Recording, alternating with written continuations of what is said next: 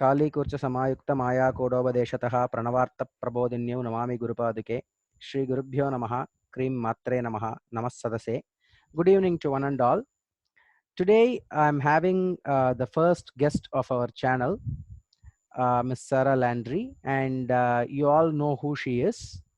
Those who even do not know me will know her, and she is the international one of the very important international leaders of the movement against Nithyananda, exposing him.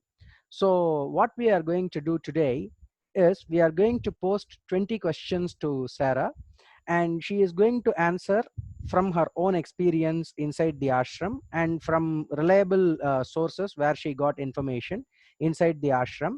And this is going to be 20 questions about a megalomaniac person. All of us have ego and expressions of ego, but when it goes beyond certain limits, it becomes abusive to the person next to us. And when this goes beyond a certain limit, this person becomes a danger to the society in itself. And we are going to see where Nithyananda is standing for 20 different situations or behaviors, each with an example, a very real example or an anecdote. And we will see where he is standing on the scale. And the scale is from 1 to 5. So 5 is the highest and 1 is the smallest. That is possible. The point that can be given is possible. And who is going to, and I'm sorry, I may be turning this side to look at the screen. So, and who is going to keep a tab for the questions, yourself or me? Are you asking me? Yes, Or I'm do you have asking. some? Oh, better you do that because I don't have any math skills. Okay, no, it is just 1 to 5. Even I don't have Oh, much math skills. okay. Okay, so for question 1 it is, and I think it is going to be straight 5s all through. We will see. Okay, Yes, we'll see. so yeah, so anyways, like if there is anything other than a 5, I will make a note of it. Okay, Okay. so the first question is, does he act out in verbally aggressive behaviors, or does he have rages, especially if he feels he has been insulted in some way? Can I give higher than 5? Because that's definitely a 5, but Okay. yes, definitely he goes into a blind rage. I would call it a blind rage because um, based on my understanding, when somebody goes into a rage, they're unable to control their expression of emotion. Their anger is so huge that it's even beyond their control. Um, Personally, I have witnessed this fraud who calls himself Nithyananda go into such a blind rage where he has growled at people. The first time I ever witnessed this, I was very, very new to living around him. It was right after the Kumbh Mela in Trimbakeshwar, the Nashik Kumbh Mela, I should say. And so I was on a bus of people leaving Trimbakeshwara on our way back to Bidadi. And Nithyananda himself was on that bus. It was mainly the people he called Mahants in his organization. And I would say maybe 85% of those Mahants were Tamil. And so I didn't know what was being discussed. Like there was a jovial ambience. It was like a party bus. Everybody was laughing and cheering. But I had no idea what they were saying because it was in Tamil. The other 15% of us, about 10% spoke other Indian dialects, either Hindi, Gujarati. So the English-speaking Westerners, we were in a huge minority. I was the only one on the bus.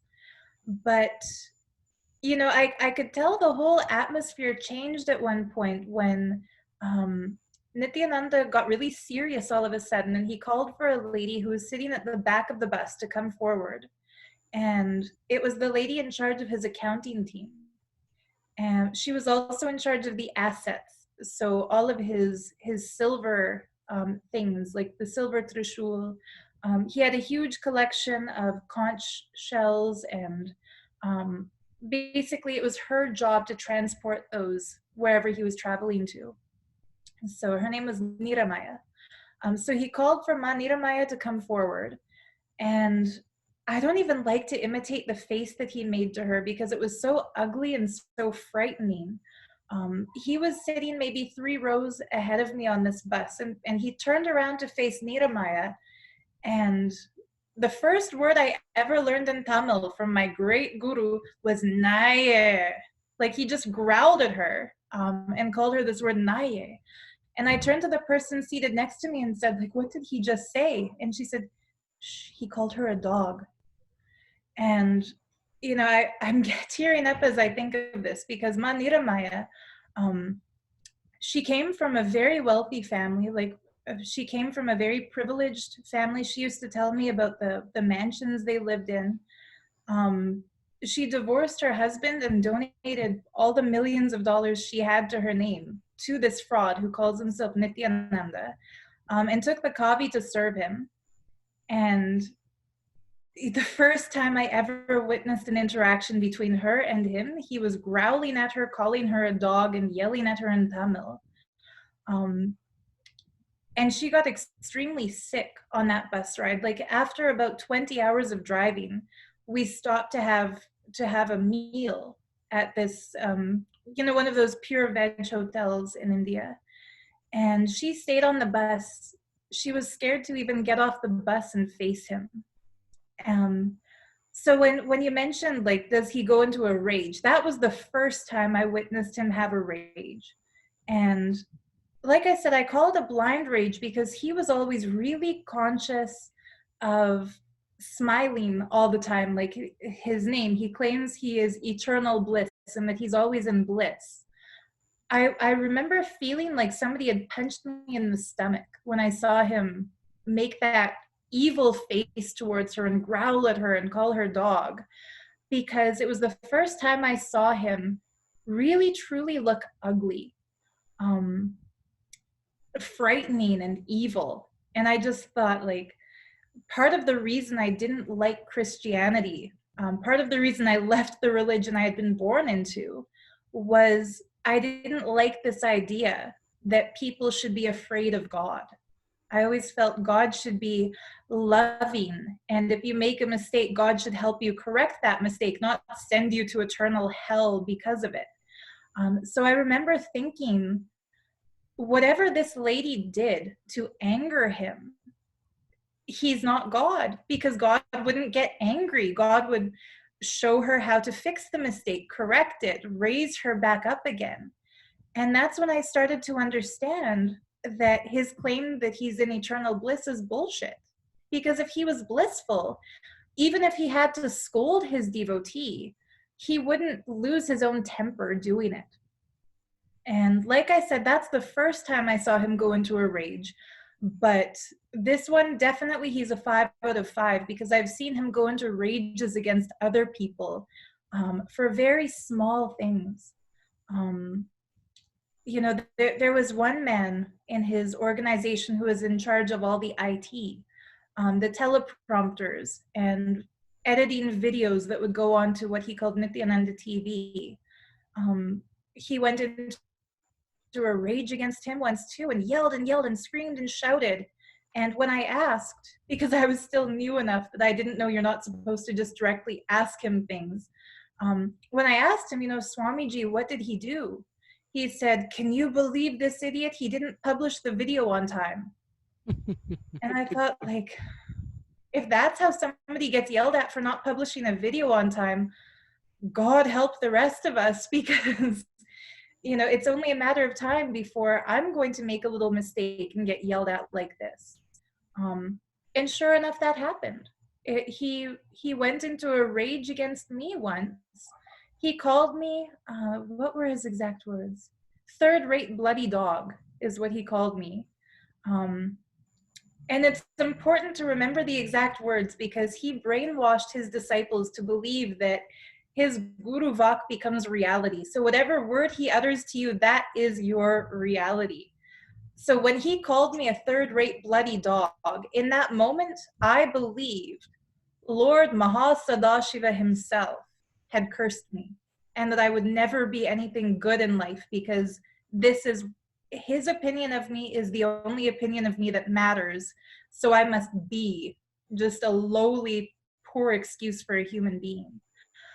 The reason he called me a third-rate bloody dog was that he told me to enrich and cause 10,000 people to attend his program Mahasadashivoham. Wait, wait. And Can you only, say what is enrich and what is huh, cause? well, theoretically, enrich is to make somebody else's life better by sharing the wisdom you have. And cause is to be a conduit through which that individual experiences their highest possibility in life. The way Nithyananda used those words, enrich meant introduce somebody to his teachings, and cause meant bring them to his program, make them pay in full and attend his program. So he had expected that through my YouTube channel, I would bring 10,000 people to his program. When only 1,200 people attended, he called me a third-rate bloody dog and said that I was useless for not bringing them. So definitely he would get into a rage.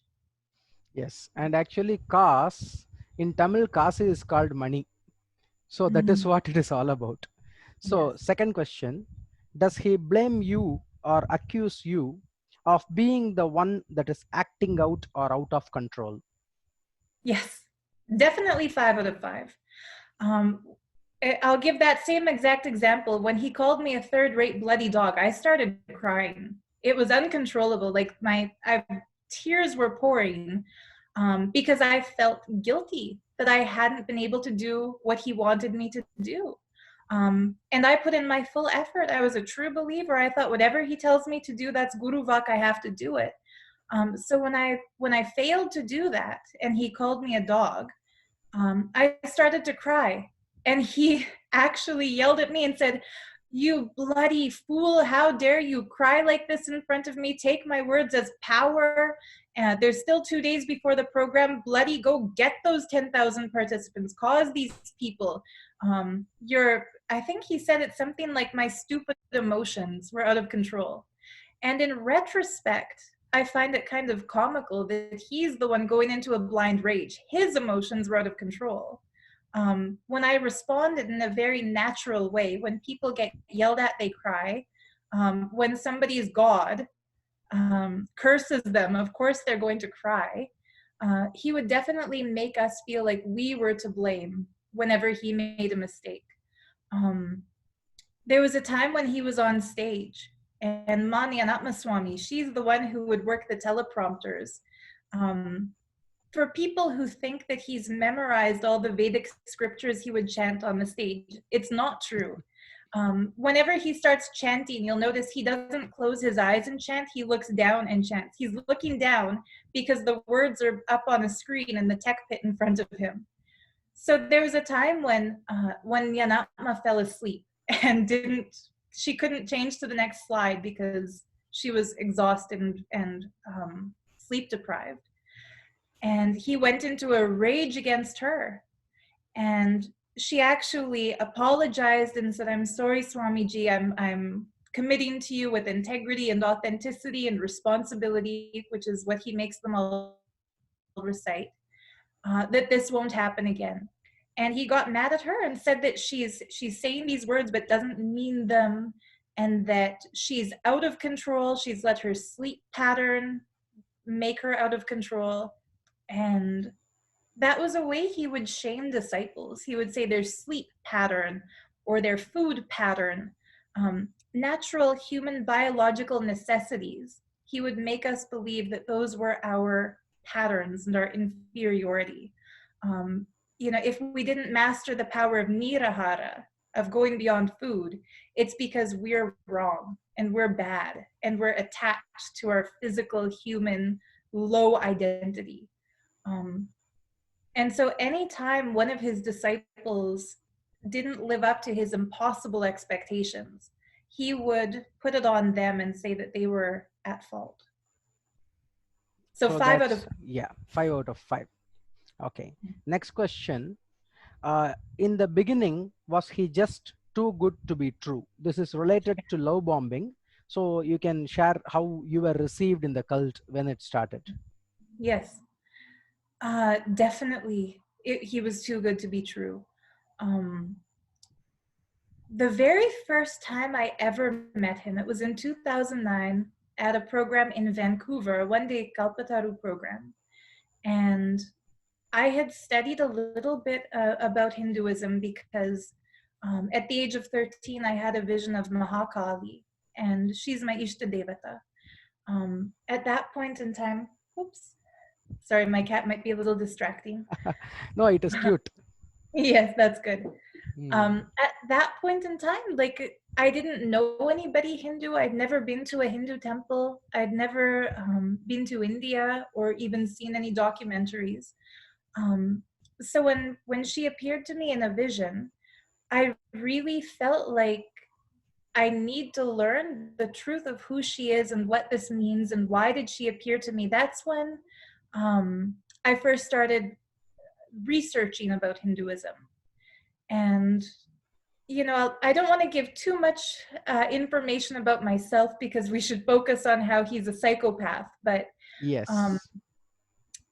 but I knew enough from my research into Hinduism that a disciple has to do tapas in order to prepare themselves for the guru. That it's important to be in the space to receive the guru. That you shouldn't expect any favoritism. Um, and so when I went for this Kalpataru program, the conclusion of that program was that everyone stood in queue to go for darshan. And for those who don't know, maybe if they're watching this video and this is all new to them, darshan means seeing the divine with your eyes open. And the way Nithyananda would do that, before he gave darshan, everyone had to tie a blindfold and sit in a room where one of his acharyas would say in the microphone, now you are in the space of meditation, but when you open your eyes, you'll be in the space of darshan. So it was being neuro-linguistically implanted in us that when we see Nithyananda, we are seeing the divine. And so when we opened our eyes and there he is sitting on his golden throne, looking so glamorous with all his jewels and his hair styled and the perfumes he wore, it definitely seemed too good to be true that, you know, a week ago I didn't have a guru and now here he is and he accepts me and I don't need to do anything. He tells us our tapas is already done because we made the program payment and that's the tapas. Yeah. And since then, like, for example, when we would approach him on stage, he told us that if we smelled a sweet fragrance emanating from him, that was us receiving his prasadam. And since then, I can tell people, like, if there's anyone who has any doubt because they've had that fragrance, for me, whenever I smelled that sweet fragrance, I thought, wow, I'm chosen. I get to experience this. It is Hermes Homme Eau de Parfum. So go to any department store that sells Hermes perfume, um, smell the men's weekender perfume, and that's the darshan fragrance. There's no secret to it. There's no divine emanation. He sprays himself with cologne before going onto the stage. So 5 out of 5, he seemed too good to be true, and he was. Okay. So this next question, does he rely on you financially? And does he ask you to help him fund things? This is a very obvious question. But the point of this question is that does he have, for example, like if you are going for a program, in many organizations that I know, it is like you pay a part of the upkeep for the program for at least your own food and stay. That is all you pay. Everything else happens through donations. So how is this in his case? That is whatever, every single penny that you are costing him, are you funding him back? Yes. In fact, yes, 5 out of 5 and beyond. Before you even set foot inside that ashram, you have to pay a price for the program. Back when I first went in 2009, during times when there was no program going on, he would allow devotees to stay in the dorms for 500 rupees per night. And that's fairly standard in India. That's a fairly standard price, 500 rupees per night. But typically, if you pay 500 rupees, it goes towards the maintenance of the campus, The food that you're fed will be something good and decent. He would provide only white rice and sambar for 3 meals a day, every day. That's what people's 500 rupees paid for. The beds were infested with bed bugs and with cockroaches everywhere. So there was no cleaning and there was no maintenance of the campus. So it's not like people paid for their stay and for their accommodation. They paid and got the absolute barest bare minimum. And that money went towards whatever he chose, you know? So that is no longer available as of, I think, 2012. He would no longer let people stay for 500 rupees a night. VIP guests, which were either wealthy people or famous people, people he felt he could get something from, those individuals were allowed to stay, but the average person on the street was not. And yes, he depends 100% on his disciples financially. Okay. So next question, you said there is no, financial transparency in the organization, but this thing should be evident if it is happening. Does he often spend outside of his budget? Yes. Oh, yes. 100%. 5 out of 5 again. He had made a promise to disciples that he's going to build a golden temple. And he showed blueprints for this golden temple. Actually, I think one of the reasons that great individuals like Rajiv Malhotraji and Mohandas Paiji, the reason these people were drawn to him was that he presented a plan to revive the temple civilization. And when I was first there in 2009, he brought a Stapati from Tamil Nadu who was born into the same family of Stapatis who had built Chidambaram temple. And he basically told us that this man is like a living treasure to India, that he's in this lineage, he can trace it back generations and generations to the people who actually constructed that temple. And this man gave a discourse about how the measurements were done for a Vedic temple, like the arm length would be measured against the main temple deity, and then everything in the temple would be built to that scale. And a proper temple, the architecture will never be on the same scale as any other temple because each deity is different. And I found this truly fascinating. And I thought it was beautiful that he's keeping the science alive. So he would ask disciples to contribute $1 million, million USD. I don't know how many lakhs and crores that is in Indian rupees, but he would ask them to pay $1 million towards this golden temple project. And he claimed he was going to have a school, a hospital, and a temple all in one, built according to the scriptures. And what's really unfortunate is that the first time he ever introduced this, he called the program Sarvagnapitam, which means like the seat of knowledge alive on planet Earth, he told us. And for that, people had to pay 200,000 USD to be members of this. And he told them the money would go towards building a school and a temple and the Golden Temple and the Vedic library. So during that whole process, he had collected, I think, $6 million. And this was transparent. He showed us the number of donations, who donated it, and it added up to 6 million USD. And then he spent that entire amount, he claims, on the Kumbh Mela camp he had in Ujjain.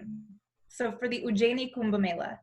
And I remember thinking at the time, these people donated for a golden temple, for a school, and for a Vedic library. How can he spend all of this money on a Kumbh Mela party when he's promised them that their money is going to go towards a school, a temple, and a library?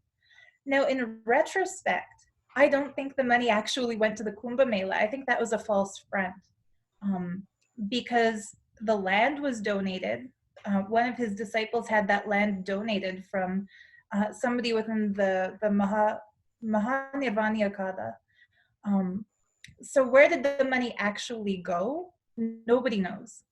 He claims it was spent on Ujjaina Kumbh Mela, but it wasn't.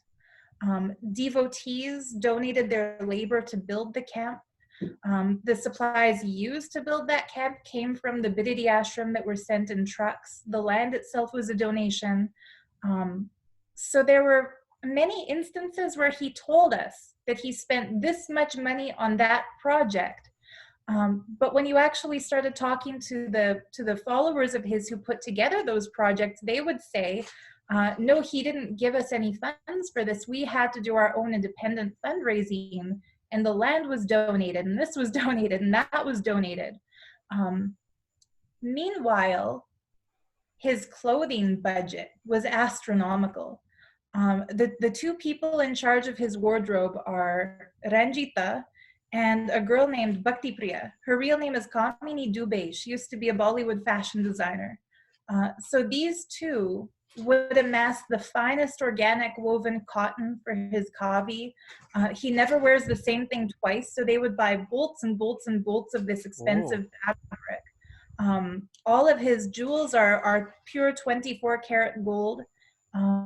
So the amount of money he spends on himself, his clothing, his jewels, his food, he would bring in, for example, Ayurvedic doctors and traditional Siddha medicine doctors for him, for his own personal health, not for the health of his disciples. And they would give him dietary specifications that he would follow for his food. So yeah, he would spend way beyond his means, but only for his own personal comfort and glamour. Okay. So next question. Is everything always about him and is nothing ever about you? Does he seem insensitive to your needs? This is a complex question. Does he seem insensitive to your needs and unappreciative of your input or not acknowledging your accomplishments? And does he recognize your giving kindness and thoughtfulness? Does he seem genuinely not interested in your life? So this is a complex question. So we'll go one by one because I think each one has a story as far as Nithyananda is concerned. So is everything always about him and is nothing ever about you? Yes. 5 out of 5. Anybody who has ever seen even one of his discourses knows. He'll sit there and say, I am going to give this to humanity, and I am going to solve that problem, and I am doing this, and through my grace and generosity, I've come down in this human form, and I'm offering you blah, blah, blah, blah, blah. Like, it's always all about him. Okay. Yeah. So there is a second part of the question, nothing ever about you. Yes. Nothing is ever about anybody else other than him. Okay. You know, there was an incident that people sometimes ask me, you know, what was the main incident that helped me deprogram? Of course, for me, the very first thing was the kids telling me they were beaten in his Gurukul. But even then I had the thought maybe Ma Advait had, you know, disobeyed him and beaten the kids before I knew from another child who had witnessed him giving her the instruction to beat them. That came like a year later. But at the time, the first time I realized that he's a fraud, that he's completely fake, was 3 days after those two children told me about the beatings. I was in Toronto. Back then, there were 3 disciples of his living as sannyasis permanently in Toronto. One was Manitya Rudrananda, one was Ashutoshananda Maharaj, and the third was Kritananda Maharaj. So these 3 people had given up their entire lives to serve him as sannyasis in Toronto. They ran the Marudra ran the Galleria, like his gift shop in the Toronto temple. Kritananda and Ashutoshananda did various projects for community outreach. Anyhow, there was a big tension going on between the local Mahant, Tushi Tirun, who was, I guess, like the head of that temple from him. Between her and with these sannyasis, she would call them lazy, she would disrespect them, she would yell at them publicly in front of people. And I didn't like that. And especially there was an incident where I saw Ma Rudra start crying because Tushi was calling the sannyasis lazy and low life. So I mentioned in a chat with Ranjita and with Nithyananda that I feel Tushi is not properly treating the sannyasis, because we were all told a sannyasi should be revered. And I still believed in his sannyas order at that point. So to me, these people were renunciants choosing to live their lives for spirituality. So I got a phone call from Ranjita called me, and Nithyananda in the background was yelling at her what to say to me. So it was really him speaking through her. And he was saying, all the sannyasis in Toronto are useless and they're all called back to Bididi. And I tried explaining how, Ma Rudra was single-handedly running the Galleria, and that I've seen all three of them preparing food for people and cleaning after people and maintaining the temple rituals. There was a very volatile tension between the Tamil community in Toronto and Nithyananda's disciples, because they knew he was a fraud, and so they would take it out against his disciples, which in a lot of ways is counterproductive because it only makes the disciples feel more defensive. But I witnessed an incident at a Tamil festival there in Toronto where Ashutosh was demonstrating Malakamba yoga, the pull yoga, in front of this volatile community of people. And he was making very good progress with them. They were chatting with him and friendly and appreciative of his yogic ability. And so I tried explaining that these sannyasis are not useless. Tushi is biased against them. And that's when Nithyananda went into another rage. So this goes back to your first question. Does he go into a rage? He went into a rage and was yelling, "Shut up, bloody, useless, stop defending them. If all you're capable of doing is fighting, don't fight with Tushi. Come back to Bididi." He was no longer in Bididi. He was in Ecuador at this point in time. But he was yelling at me, "Leave Toronto, bring all of them back to Bididi, come fight with Ma Mayatita." And in that moment, I knew he's a bloody fraud, because Ma Mayatita hadn't been in Bididi for 8 months. She's another one of his sannyasis. Her real name is Megan Bishop Scott, and since then she's moved to Vishwananda's organization. But I remember thinking, first and foremost, he has no respect for the people who gave their lives to serve him. He'd rather listen to a lady who's not a sannyasi disrespect them than listen to the actual sannyasis.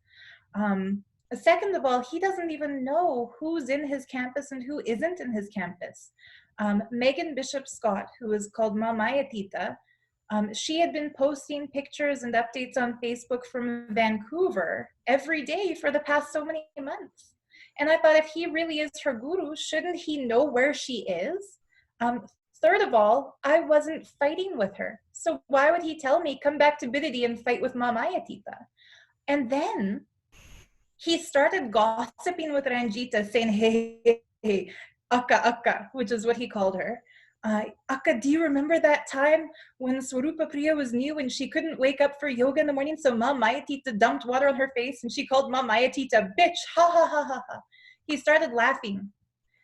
And that's when I finally saw him for what he was. He's a silly, immature, gossipy moron, because that whole incident didn't happen. In 2015, when I first became a sannyasi in his order, so did a girl named Terry Sun, who was given the name Ma Nithya Trayambakeshwara, and Megan Bishop Scott, who was called Ma Nithya Mayatitananda. There was an incident one morning where Ma Trayambakeshwara couldn't wake up. And so Ma Mayatita dumped water on Trayambakeshwara's face. And Trayambakeshwara called Ma Mayatita, "You bitch." And so the fraud guru, who all of us had given up our lives to serve, couldn't even keep track of who did what. So as he's giggling his stupid little giggle, saying to Ranjita, "Remember that time this happened?" Ranjita, up until then, had been laughing along with him. but at least she has a little bit more awareness of who did what than he did. So she totally stopped laughing. And it sounded like she kind of put her hand over the receiver and started to say, Swamiji, the incident you're describing, that wasn't Swarupa Priya. That was actually, and then she went quiet and I realized she doesn't remember either. So I said, Akka, because we all were told we had to call Ranjita Akka. She's in no way anybody's big sister. She was a big bully. But I said, Akka, it was Matrayambakeshwara who had the water dumped on her face by Ma Mayatita. And she said, yes, Ma, thank you. And then she conveyed that message to Nithi. And from then on, the rest of the call was just very cut and dry. Okay, get all the sannyasis back to Biditi. That's all. Okay. And I could tell that he was really annoyed that he made that mistake in front of me, because he wanted all of us to think he's perfect, omniscient, omniscient, knows everything. That was the first moment I realized, this is my long-winded answer to your question. Everything was all about him. He didn't care about anybody else. He didn't even know who did what in his own ashram. And that's when I realized I cared more about his disciples than he did. I cared about Ma Rudra and Ashutoshananda and Kritananda, and I cared about Ma Mayatita, and knew where she was in the world. And I cared about Matrayambakeshwara, who had the water dumped on her face and felt bad about it. To think that all of these people were blind obedient towards him when he didn't even care enough to know who they are, where they are, what they're doing. That was when I started inwardly planning how I'm going to escape. And that's when I started realizing it's a cult. That was the day I no longer inwardly was his devotee, because I saw his true face. Excellent. So we have crossed 6 questions. 7th one. Does he like pitting one friend or family or group member against another and supports both sides during the conflict? There are 2 parts to this question. 5 out of 5, 100%. Yes. Yeah, definitely. He would create these little dramas within his organization. And because I was one of those people who he would call to private meetings, I would see him do it. There was an incident once he called one person. I don't even remember who, but said, this person on your team blatantly disrespected you, Ma. Blast her, Ma. Put her in her place, Ma. And then he called that other person and said, no, you were right. Stand up to her. And so he's telling each one, fight the other one. And then he would end the calls, and usually Ranjita was the one next to him. He would look at her and laugh and say, these fellows are such fools. The very few times I understood when he spoke in English, I don't even know how much this went on in Tamil, but 100% that would happen. Sometimes I would even find out about it because he would do it to me. And in talking with the other person he was trying to create the conflict with, we would realize, wait a minute, he said this to me, he said that to you, and then we would just drop it and move on. But I think a lot of people are caught in his web like that. The most public and saddest example of this would be, there's a girl in his organization, she's a brahmacharini. She was an NRI girl studying to be a doctor, and came from a really beautiful, loving, supportive Hindu family. Her parents were both in the organization. Her mother was a Mahant, her father was a Kotari. They were a very dedicated family. The parents had requested to him, please don't ask our kids to take sannyas until they finished their university. And he told them, he gave his word and said, I will not call your kids to be sannyasis. Then meanwhile, he went behind the parents' back and told the kids, stay with me, don't go home, leave your education. What can you learn in medical school that you can't learn from the living avatar? So he said one thing to the parents, said something else to the kids.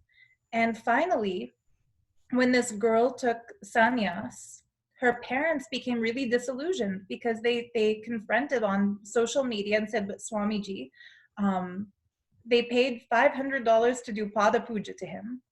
And after paying that $500 for the pada puja, their request was, please don't give sannyas to our kids.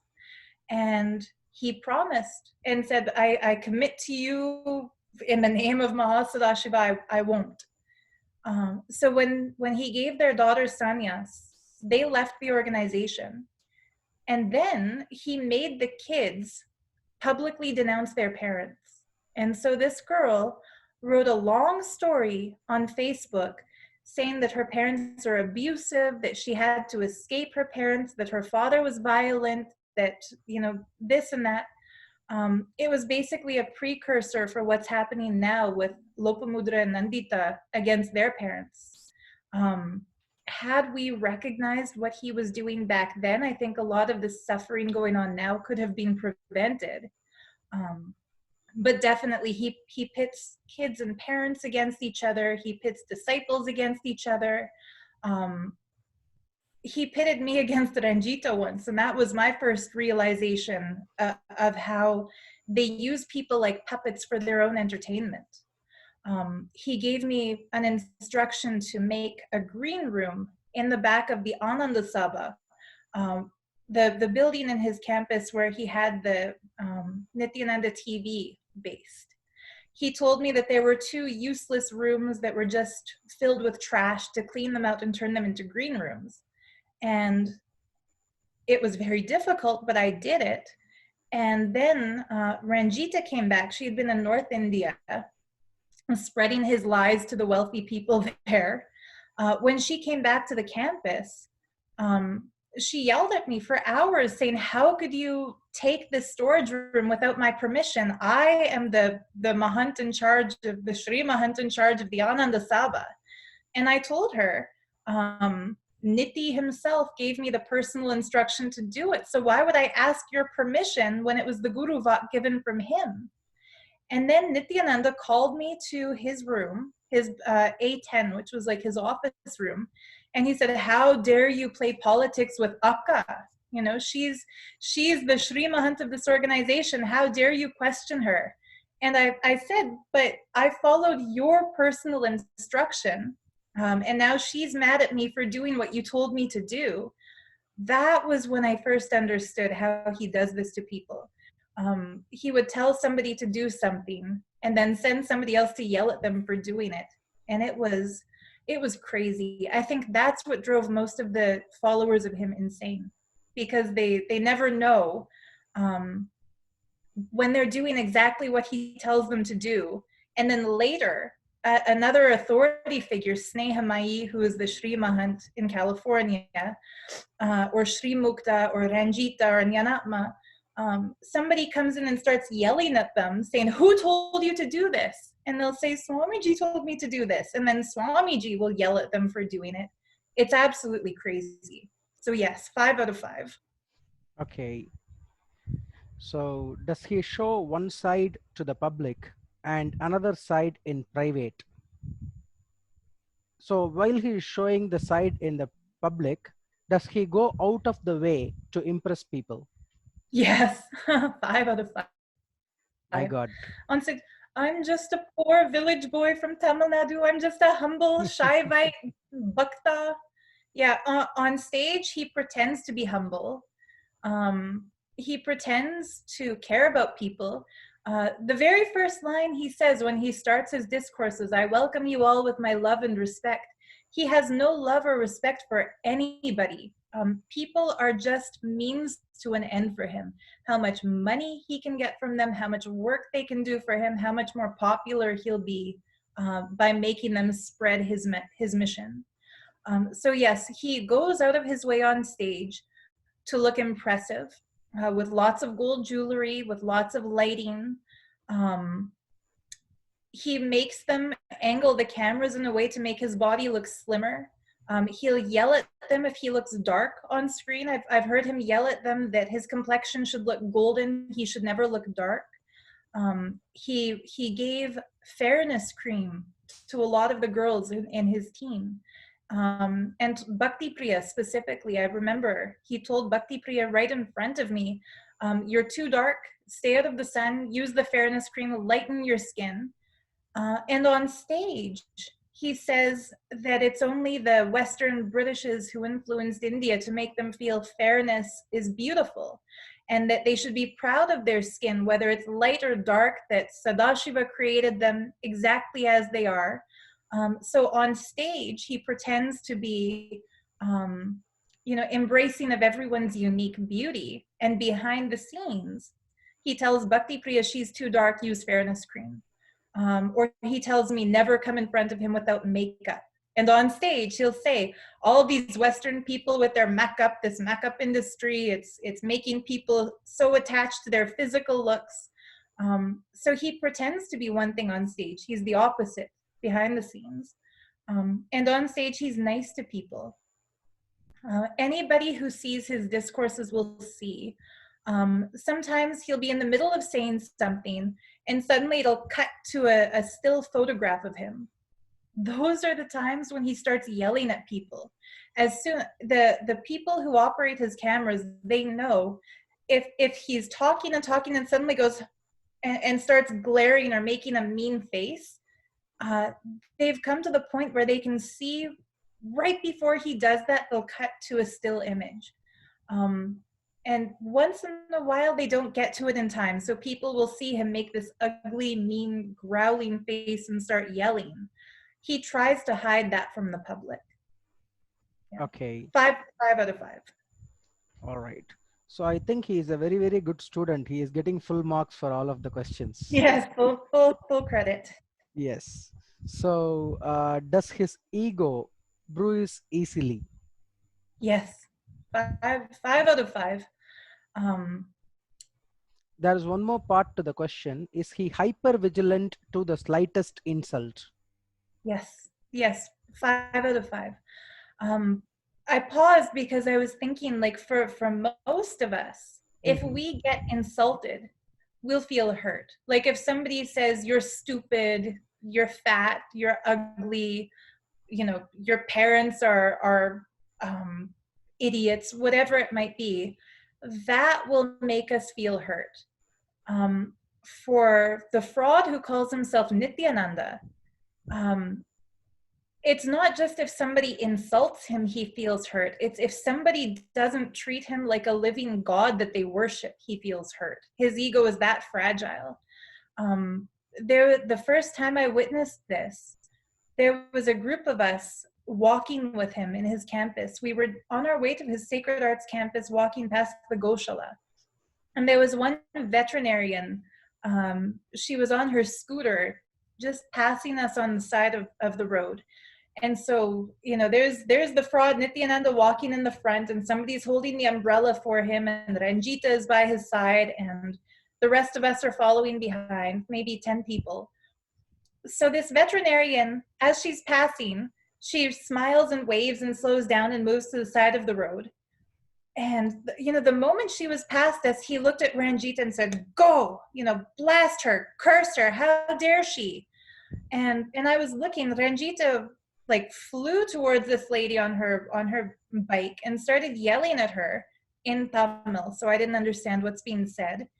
And Nithyananda then looked at me and started explaining, and he said, Ma, see, you're from the West, so you don't understand. Here in India, if a teacher is walking, nobody should continue to drive. They have to immediately stop their vehicle. So because she kept driving, that means she doesn't even recognize me as a teacher, let alone the God of this campus.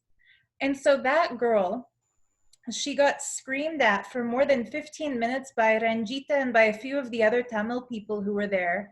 And I could hear them, cursing at her, bloody dog, idiot, bitch, stupid, Mahakali will curse your entire family. You'll lose your business. You'll have no success. Not only our Goshala, you'll never be hired as a veterinarian in any other Goshala. And I asked him, because back then I was still very new, so it was the love bombing phase. He was being very friendly with me. So I asked him, Swamiji, shouldn't we explain to her that she should have stopped her bike instead of just immediately cursing? Maybe it was an accident. Maybe she didn't know. And he said, no, she has to know. How could she be an Indian and not know this? So his ego was bruised by somebody smiling and waving at him instead of falling to the ground praising him. That's how fragile his ego is. If somebody makes a post on him on Facebook, one of his disciples, and doesn't call him His Divine Holiness, that person gets blasted for having the audacity to call him something less than the title he wants. There's an overlapping incident that crosses your last question with this question of, does he pit people against each other? There was does his ego get bruised? There was one of the ladies in his Sangha had posted a thing on Facebook where she quoted another guru, another Hindu Vedic teacher. She posted a quote. He put a love on that quote on her Facebook page. And then he called me and said, Swarupa Priya, call her and tell her she has to remove that post. I only want my quotes posted, not other gurus' quotes posted. So I didn't know any of the history because I hadn't seen her post where he put the heart. But I told her, and he said, and she can't know this is coming from me. She has to feel you're telling her this. So I called her and said, you have to remove that post. And she said, no, Swamiji put a love on that post. How can I remove something that he approves? And meanwhile, he told me not to tell her that he told me to say that. So suddenly it seems I'm going against him and she's with him, even though he instructed me to tell her to remove it. So finally, that lady refused to remove her post. She said, no, I'm keeping it, that's all. And so I went back to him and reported this and said, okay, she refuses to remove the post because you put a heart on it. And then he sent her a private message and said, you should know by now, Ma Swarupa Priya is a mahant of our organization. What she says you have to do. And then he blocked her from his Facebook posts. So how crazy is it that that poor lady then had to call me crying and begging, saying, I'm so sorry I didn't obey you. Please have him unblock me. His ego got bruised. She's doing Guru Puja to him every day, worshiping him. Her profile picture includes a cardboard cutout that he calls the Atma Murti, and yet he felt personally insulted that she posted a quote from another guru. And he created this whole drama where she didn't know who to believe, his heart or Swarupa Priya's instruction coming from him. And he made me into a bad guy because at the end of the day, it looked to her like I couldn't tolerate seeing a quote from another guru. So that's the kind of crazy thing he would do to us. Okay. 5 out of 5. So does he expect special treatment or feel that he is entitled to it? Yes. So again, that veterinarian passing by who's there to treat the cows, she is expected to behave like a disciple, even though she's being paid to come in to offer a different service. At the Kumbh Mela, he wouldn't let Narendra Giriji Maharaj sit on a throne equal to his height. And then on stage in front of everyone, he claimed that it's Narendra Giriji Maharaj who won't sit as his equal. He must be so great because even this head of the Akada Parishad is sitting beneath him. So yes, he expected special treatment from everybody. Everybody. Okay. Narendra Giri Maharaj is the head of at least 2.5 lakh real sannyasis in India. I know. And see, this is why a lot of people ask, why were so many of us Westerners gullible and stupid to believe Nithyananda? No real Indian believes in him, no real Hindu believes in him. When we go to his programs and we see people like Narendra Giriji Maharaj or Rajiv Malhotraji praising the fraud, how are we supposed to know that real Hindus don't believe in him when we see with our own 2 eyes and hear with our own ears real Hindus praising him? I understand. Narendra Giriji Maharaj, I personally interviewed him once for a documentary, The Fraud Nithyananda told me to create.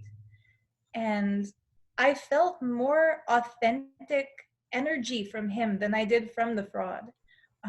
We visited the Akada Parishad. I had a translator there with me who would translate my questions into Hindi because he didn't speak English. But when he answered my questions, you know, he looked me in the eye. He had a nice smile. It's not like when Nithyananda is asked a question, he'll sit like this and talk like, who's he looking at? He's not making eye contact with anybody. It's just grand stage actions. But for example, one of the questions I asked Narendra Giriji Maharaj was, how can sannyasis carry the flag of Hinduism into the future? And he had said that part of the reason they were at that point in time, this was 2015, part of the reason they were embracing the fraud, Nithyananda Swami, into Mahanirvani Akada was because he had a way of speaking about Hinduism that inspired people all over the world. And Narendra Giriji Maharaj, what he was explaining is that throughout the history of the Vedic civilization, the knowledge was always passed down within the sampradayas and within the lineages to keep the society in India in a state of harmony and beauty. But that at this point in time, with the internet and with the capacity of global travel, world travelers are able to appreciate Hinduism for the first time, and that they see this as a step forward, as an expansion. So I feel like he's yet another good person who got conned by this fraud into believing that he's able to bring Hinduism to the world. At that point in time, I don't think he understood that he's using Hinduism to get rich and to get popular. It's sad. Yes. It's sad. Since then, I believe he's been stripped of his title of Mahamandaleshwar. Nithyananda, Yes. that is. So basically, on this note, I would just like to add one more thing. In South India, as far as the Dashanami Sampradaya tradition is concerned, we have the Kanchi Mutt and the Sringeri Mutt, and Ramakrishna Mutt and other organizations which are in contact with these two mutts. So the direct Akhila Bharatiya Akkada Parishit presence in the 4 states of South India is not as much as that is in North India. So they probably took this as an opportunity to make inroads here, apart from these mutts, because they are wandering monks and this is a permanent organization. These two are permanent organizations. That is the difference between an Akada and an ashram. So Kanchi Mutt and Sringeri Mutt are there. So they wanted this opportunity. And also because of that, I think there, once again, so much of conning, so much of lies could have gone into that.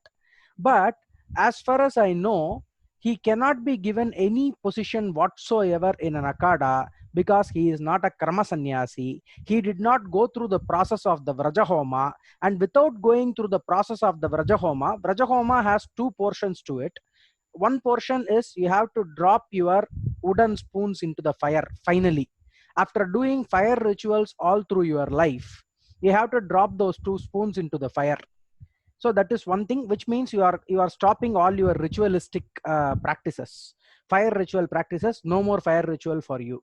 Then you have to cremate your own body using kusha grass. You will make a form of your own body and you will cremate it. And then you will do all the shraddha and other things that you have to do for yourself. So after doing all these things, you will get the sannyasa. This is how everybody got sannyasa, including Narendra Giri Maharaj. So there should have been so much of fraud that should have gone into this process if a Krama sannyasi is believing that this person is also a Krama sannyasi. That is the problem here. So we do not know what levels of deception went on over there. But I will say all the Indian monks are also vulnerable to all the smoke and mirror show that is happening. So that is not to blame them, but we must only say they must at least speak out right now and say that they have done a mistake. They don't have ego. Sannyasis don't have ego. No. They can very well say, we have done a mistake and this is our standpoint, this is our position on that. At least Madurai Adinam had that decency to do that. Even though he is a crackpot, personally, that is my theory. Arunagirinatha Desigar is not well. He is too old to be well. So he must step down. Actually, he did so much of shenanigans even before Nithyananda. So that is our personal local history. We have this information. So at least he should they should have that decency to say that this is a mistake. And if they say that, because I know that they are not just akhadas, they are shastra akhadas. So things will turn different for Nithyananda inside India if that happens. I think it will happen once legal action is taken against him, because people are still afraid of the rape cases and other things, and character assassination, all these things people are afraid of. Once his organization and himself loses the legal right of persecuting somebody because it is a criminal enterprise, then things will start happening. That is my hope, and that is my idea of what is going to happen on this note. So next question, shall we go ahead? Yes. Okay, next question is, does he talk about himself more than you feel is normal? Yes. 5 out of 5. Okay, The no only questions subject asked. he speaks about is himself. If he's talking about the Upanishads, he'll go into a side story about how he is the living embodiment of the Upanishads. If he's talking about pure vegetarian food, he'll talk about how he is the one who's going to bring vegetarianism to the world. Any question anybody asks, anything anybody says, he finds a way to bring it back to a personal anecdote about his life, or a grand declaration he's making that he claims he's going to do. If somebody is going through a personal awakening, he'll find a way to take credit for that and say, yes, this is my gift to you, I've done this for you. Not only more than is normal, but all the time. I feel that he's not capable of any other kind of discussion unless it centers around him. Yeah. Okay. Does he lack empathy or compassion for others, or does he have to fake it to enhance his public persona? Yes, 5 out of 5 for both. He lacks empathy and compassion. He's very good at faking it on stage, to the point that people who didn't personally live in his ashram, they don't understand when people like myself who are survivors who got out of his cult, when we describe his lack of empathy and compassion, they've only seen the version of him sitting on stage pretending to be compassionate. And so they can't even believe how mean he is, how cruel he is. The other thing is, he is so narcissistic that he believes his lack of compassion and his lack of empathy is one of the traits of enlightenment. There was a time when he was describing to a big group of us that an enlightened person will never feel sympathy or empathy for other people. He was saying, for example, he would always refer to people as ordinary human beings. So he was telling us, ordinary human beings, if someone tells them a sad story, they'll feel sad, they'll start to cry, but that's stupid. If somebody is going through low mood because of cancer or because their daughter died, he started naming terrible tragedies that happened to people, grave illnesses or deaths in the family. He was saying, if you feel sad for somebody else who's feeling sad, be very clear, you're stupid. And he was saying that enlightenment means you're beyond that drama, that emotional drama. And so, whereas a person well versed in psychology understands that the lack of empathy or the lack of sympathy for other people's suffering is a sociopathic quality, here's a sociopath mistaking sociopathy for enlightenment. And he would force us to do practices where we would lose our empathy. He systematically stripped people of their compassion. And I feel that, for example, when he would force us to swear and curse people online, or where he would tell us, if a program participant comes up to you crying, just laugh at their drama and walk away. A lot of people have questioned me and have questioned others who left his cult and said, you know, you're monsters too. It's not just that Nithyananda was bad, but you were just as bad as him because you did this, this, this. I feel that he tried to transmit his sociopathy into us. So one of the practices that he would give, called completion, he would force people to sit in front of in front of somebody else. He called the samskara dhyanakriya is the word he gave it.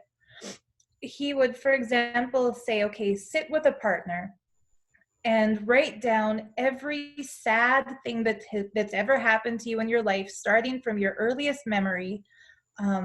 So we would have to write down all the sad things that happened to us. You know, people who were beaten by their parents would write that. Somebody who knew a death. I wrote about how my cat had died when I was a kid, and that cat was my best friend.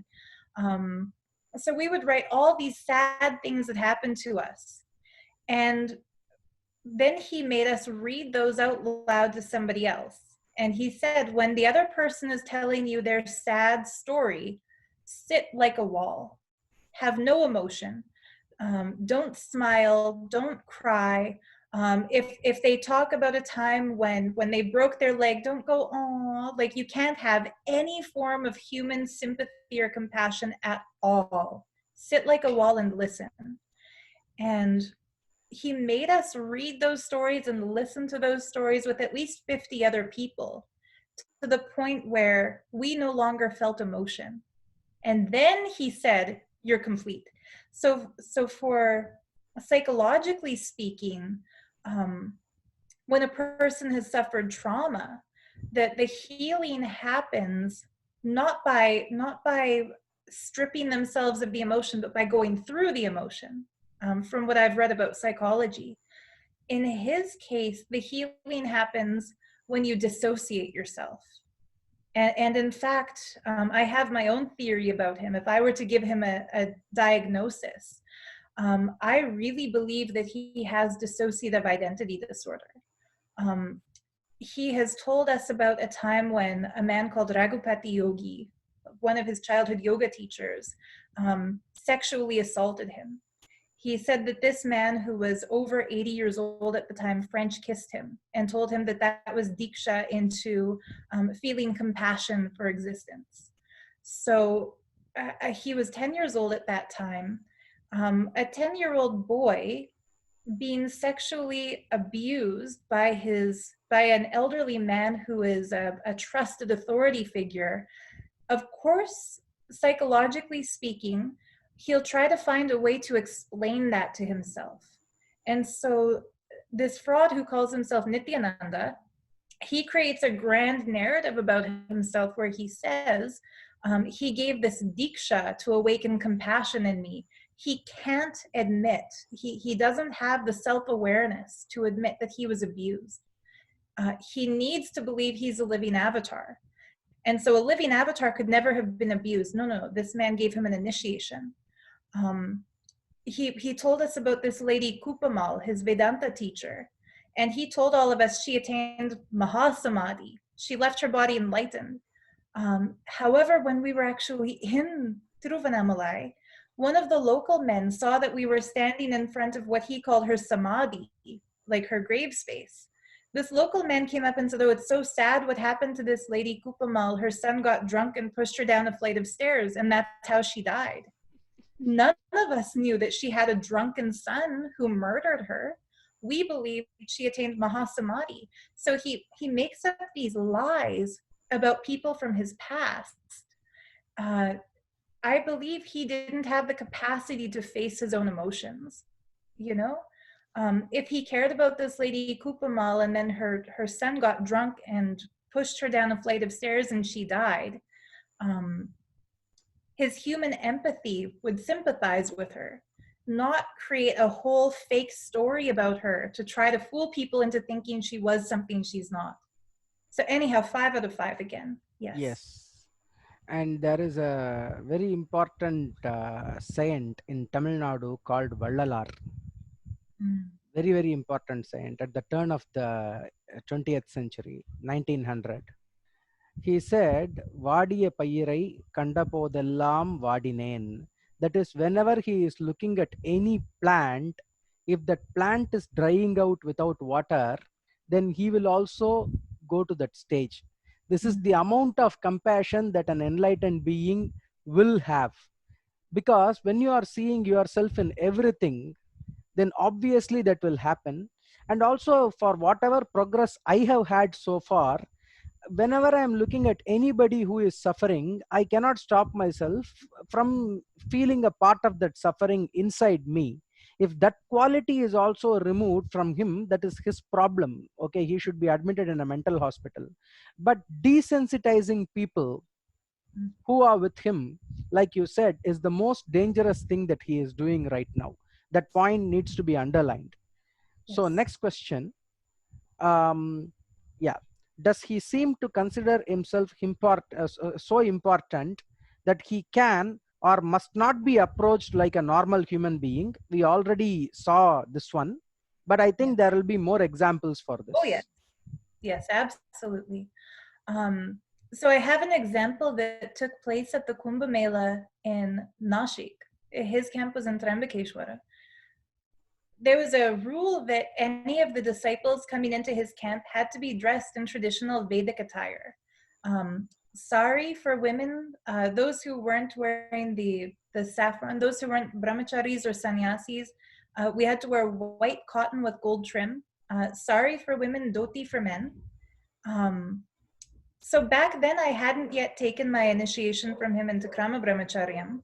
So I was wearing the white with gold, and there was I was already an ashramite, but not yet a sannyasi.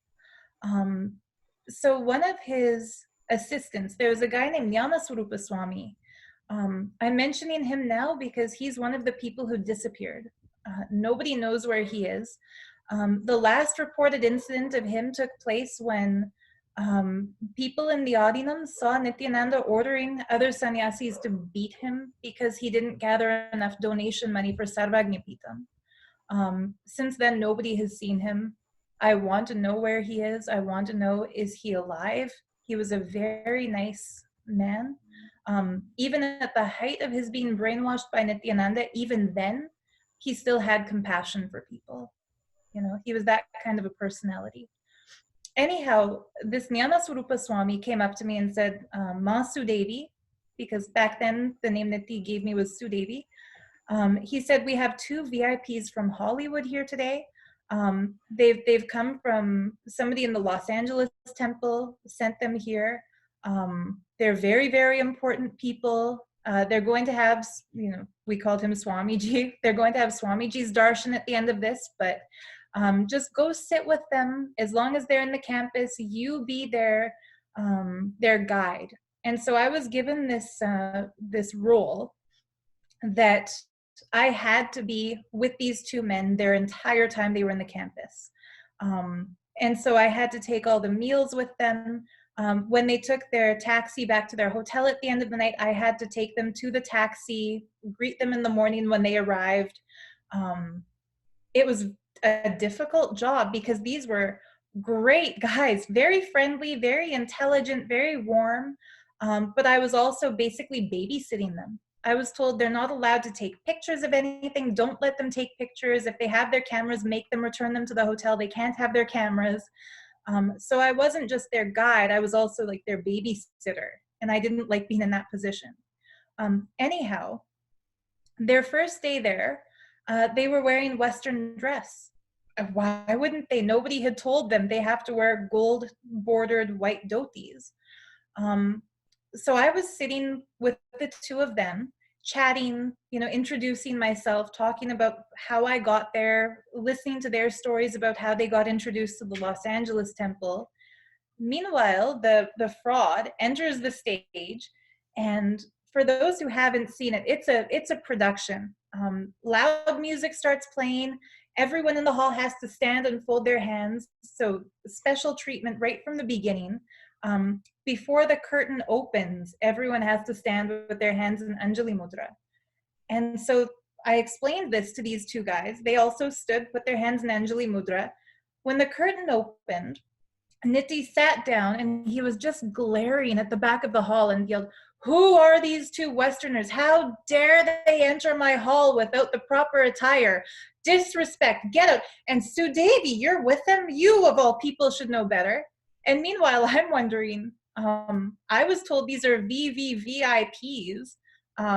Be respectful, be courteous, make them feel welcome. And now my so-called guru is yelling at me for allowing them to be in the hall. Like, what the hell? So Ranjita ran onto the stage and whispered something to him, and he says, oh, is that who they are? My mistake, welcome. Suddenly he's acting very friendly towards them. But anyhow, yeah, his level of self-importance was so huge that he took it as a disrespect if somebody wore jeans in his presence. People had to treat him like a god, or they weren't good. The only time he would make amends were a famous Hollywood actor is there. Suddenly that actor can get away with this, but only because of who he is. Sorry, I just want to give my own feeling about this one. There was a book that Nithi had published that was called Guaranteed Solutions. And in that book, he told us the story of a Zen master, a Zen Buddhist master, and a politician tried to go have a discussion with that Zen master. And so he gave his business card to the Zen master's assistant, and it said whatever, like president of the country. And the assistant went to see the Zen master, came back and told the president, he's too busy, he doesn't have time for you. And the president was hurt and wondering, how can he not have time for the head of the government of the country he's living in? And then the president realized, wait a minute, enlightened masters don't care about your credentials or your money or your role in society. So he took his business card back and he blacked out the words president, and he wrote a humble seeker in that place. And then the Zen master welcomed him in. And so my understanding, this was a book that Nithi claimed he wrote. So my understanding before being there around him and seeing the reverse was that an enlightened master only cares about your seeking and your desire for enlightenment, doesn't care about name and fame and status. The fraud Nithyananda cared only about name and fame and status. He was ready to send these two men away when he thought they were just seekers, but he greeted them with folded hands when he found out they were producer, and one of them was a very famous actor. I won't name drop, but he's, yeah, anyhow. So 5 out of 5. Okay. So the next question is, he wasteful with the resources and often blames everything else other than him for not having enough? Yes. This 5 out of 5. Absolutely. Yeah, this question we can take it to mean number of people, because that is the only resource which is often being discussed about in the organization. Yes. No, he's wasteful of resources when it comes to people's seva, when it comes to the money they pay him as donation, when it comes to everything.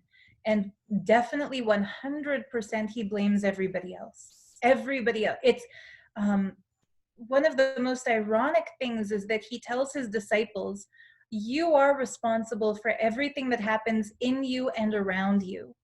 And yet, by demonstration, by example, he himself never takes responsibility for anything that happens around him.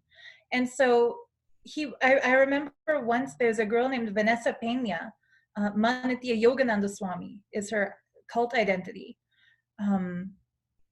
He called her once and told her, the whole yoga department has collapsed. You've collapsed. It's your fault. The yoga team has collapsed. He kept using that word collapsed.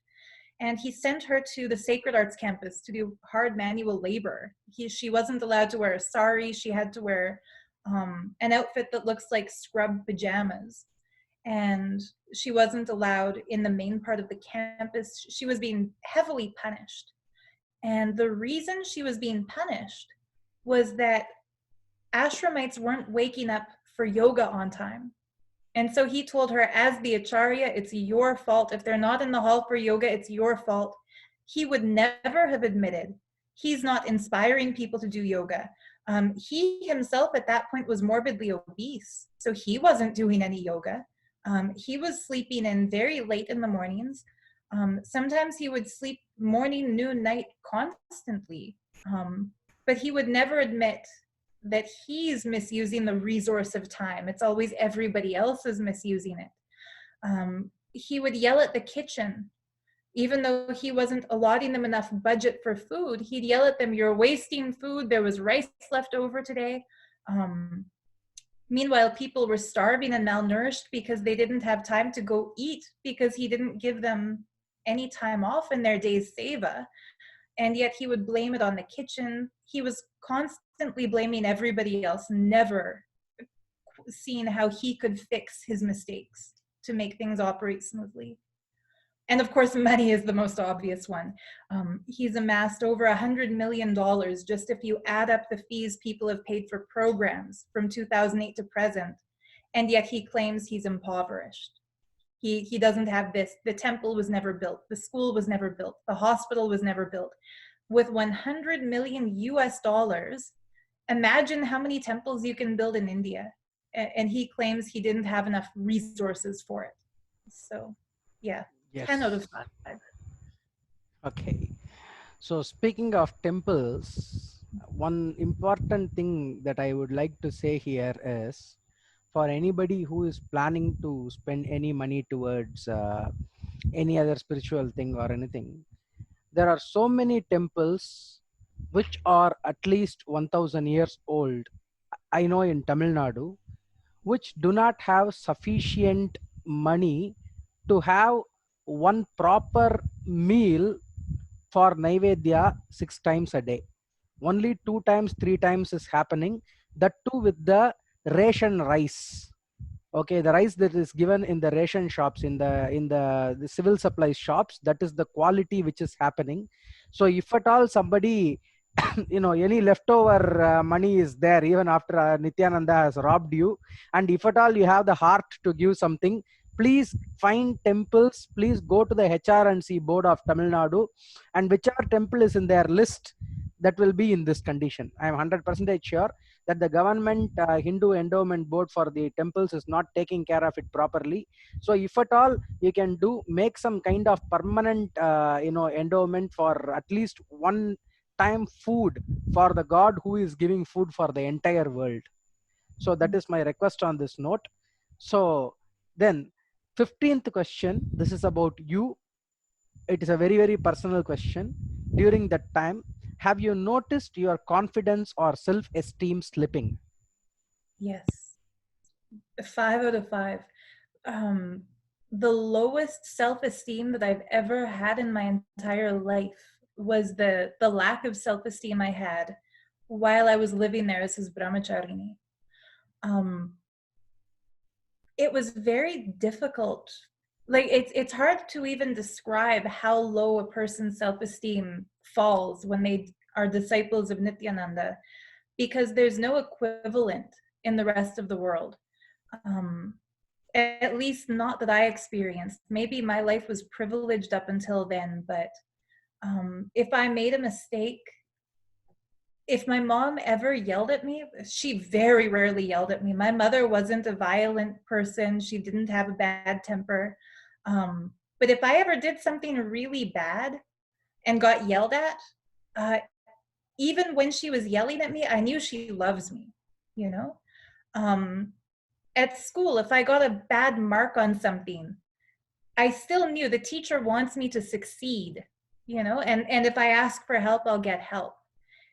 In the Nithyananda organization, when he yells at somebody, he makes it clear that he hates them. They don't have that feeling, at the end of the day, he still loves me. They feel, at the end of the day, maybe he used to love me and I'm not good enough, so I've lost his love. They might feel he wants me to fail. He's deliberately giving me impossible tasks. He wants me to fail. And it's really hard to maintain a level of self-esteem when the only thing you're told by the person you're worshiping as a god is you're an idiot, you're a fool, you have no love for me, you have no compassion for me, your bhakti is a joke. He would destroy people, and he destroyed me. There was one day specifically when he gave me the assignment to teach everybody in his campus how to make a YouTube video. And he said, this was the first time it ever happened. He said, after satsang, when the curtain closes, you take the microphone and make everybody stay in the hall. And at that point, there were maybe 500 people in the campus. So he gave the morning discourse like he always did. And when the curtains were closing, everyone was leaving the hall because they had, some people were on a construction team. They had a deadline they were working for. Some people were on the Gurukul team. They had to take the kids to their class. Some people were on temple team. They had to run to the temple to do their pujas. So everyone had their assignment. They were leaving. I took the microphone and greeted them in the word that we were told to use, Nithyanandam, and said, please remain seated. You know, don't leave the hall. We have 1 hour of social media training. And as I'm talking, people are streaming out of the hall because nobody had told them in advance that this was going to happen. It was totally new. So the curtain opened again, and he was still there on the stage. And he yelled at me and said, Swarupa Priya, they're not obeying you. They're leaving even though you're telling them to stay. That means you have no confidence. You have no capacity as a leader. I don't think you're fit to teach social media training if you can't make them stay. You know, he didn't say, I feel if he wanted me to succeed, he would have taken his microphone and said, everyone, please stay, gather to the front. I've asked Swarupa Priya to teach you about social media. You know, everyone was obedient to him. If he really wanted that training session to happen, he would have said, it's my instruction to all of you to stay. He wouldn't have sat there silently and made me beg people to stay or to come back. So in that kind of a way, he would create situations where he had previously given each of these people instruction for where they have to be right after satsang. And then he would tell somebody else, tell them a different contradictory instruction. Of course, they're not going to obey me if he told them to do something differently. So then when he yells at me in front of them and says, you're an idiot, you're a fool, you're incapable to be an acharya because they're not staying, of course, my self-esteem crashed. When he called me a third-rate bloody dog for not being able to get 10,000 people to pay $16,000 for a month with him. Again, my self-esteem crashed. I thought it was my fault, that I was bad, that I wasn't meeting his standards.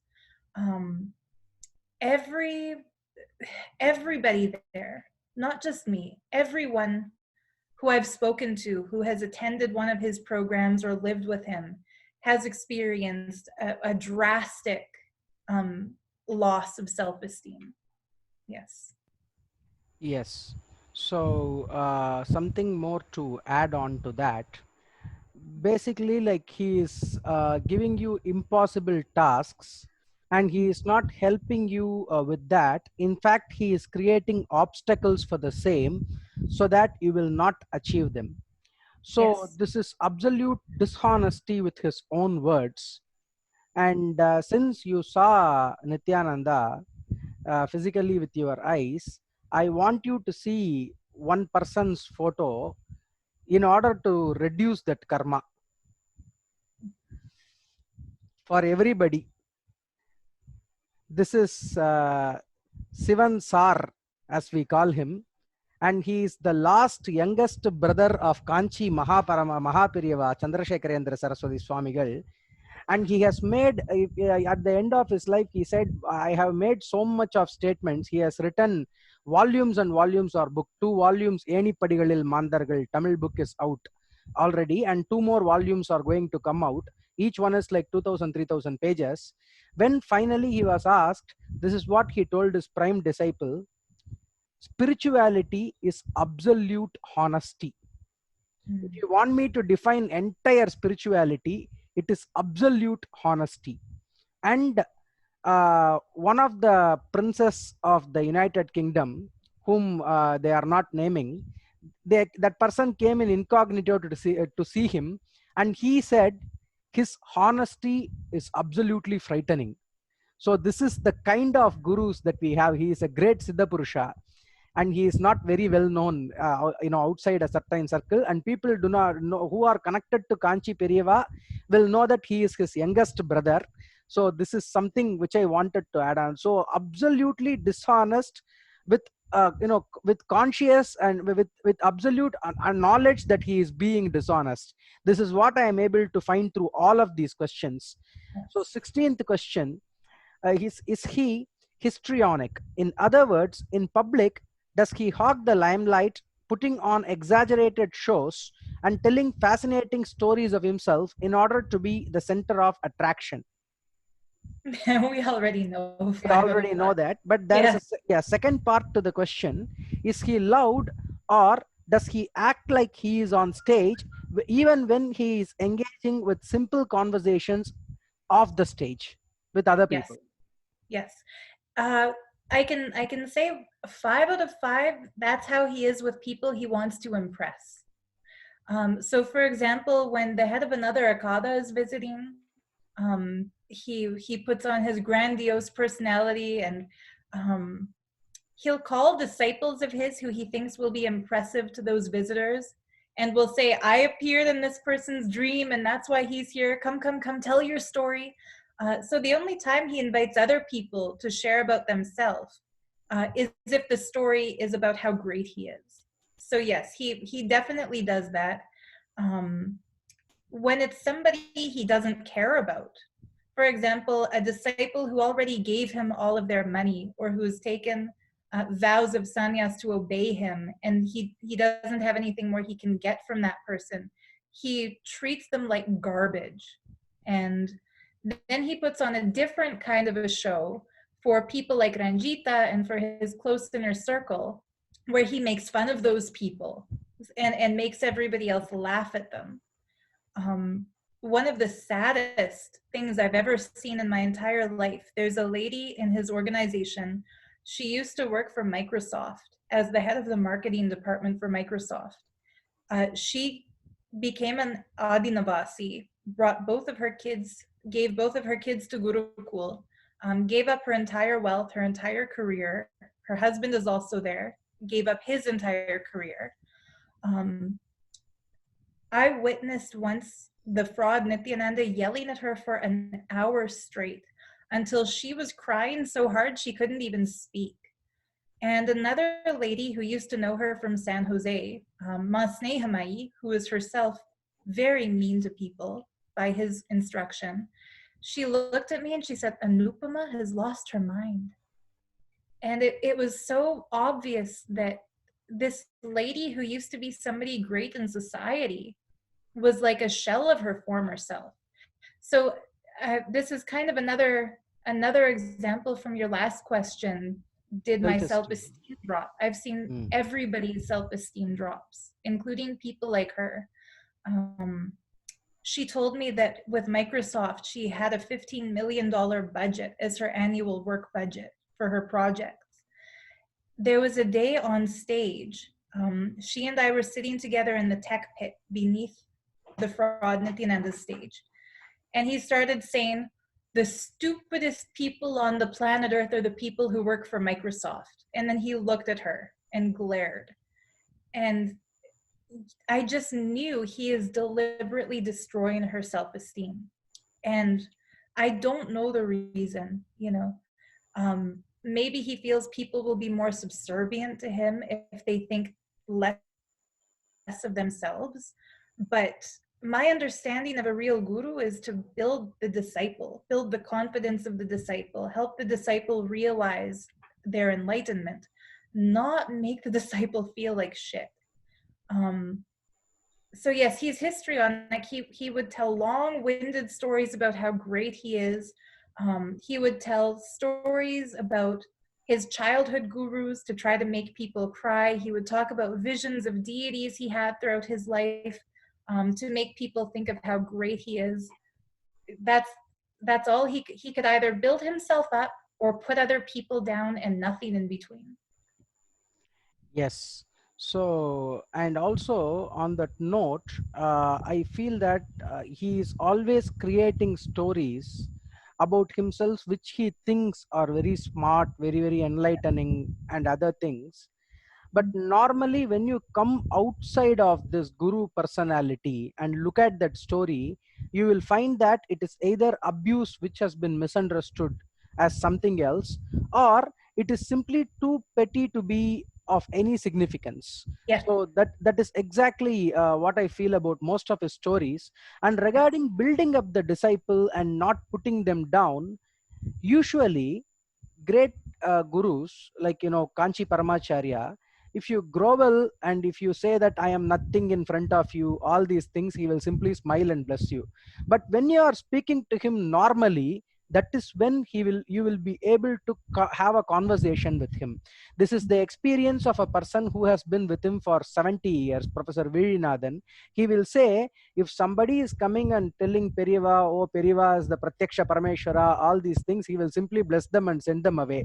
And if somebody is coming and saying, Periva, I understand that you know things which I want to know, and this is my doubt. If people are normally speaking like this, you cannot be on an equal footing, but that does not mean you have to fall into a valley in front of him. You have to fall into a pit in front of him.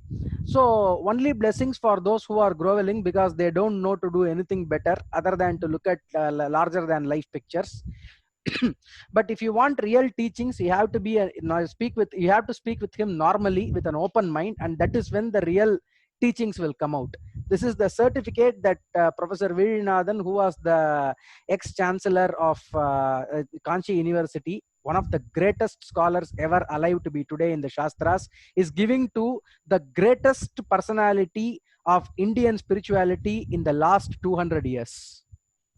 So this is the comparative benchmark that we have in front of us.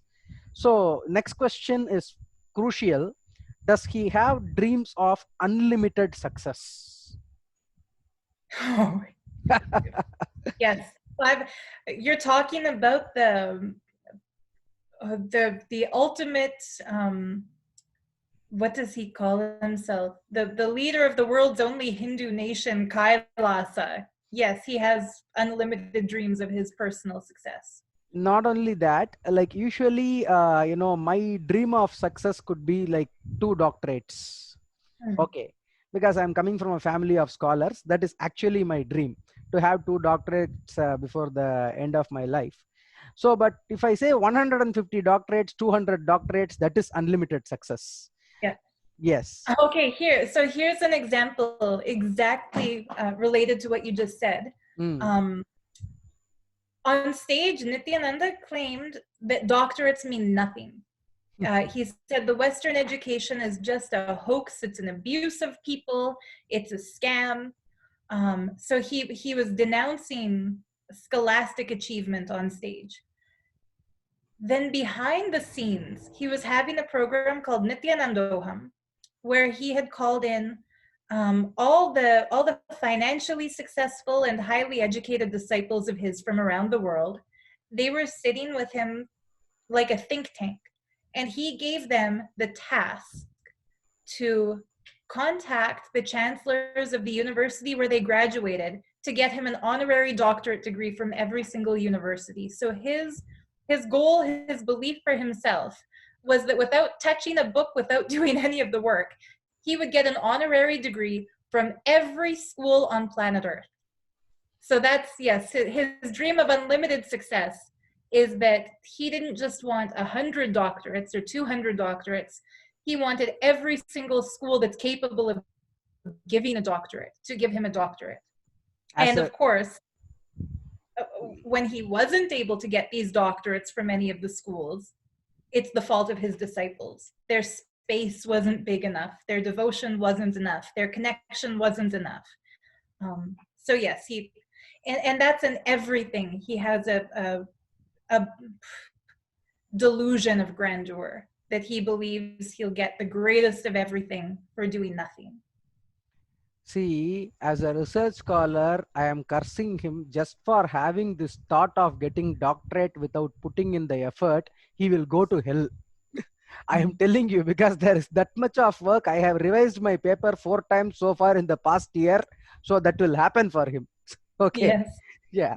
So that being said, does he send people away who want to do reality checks with him? That's a really hard question because he won't even allow people near him who want to do reality checks for him. So, of course, it's a 5 out of 5 because if anybody ever had the audacity, Mhm. in fact, yes, I've seen it happen. He sends people away who want to do reality checks with him. Um, for example, uh, one of the programs he was conducting, when participants were complaining about something, about not being able to manifest Shaktis, he blamed it on the Gurukul students and said, "You're not sitting in the proper space with these people." He claimed that the Gurukul kids, he told all of them that they're living yoga purushas and siddha purushas, and that by sitting in their presence, participants will be able to manifest Shaktis, siddhis. So he told these kids it's their fault when the participants can't manifest powers.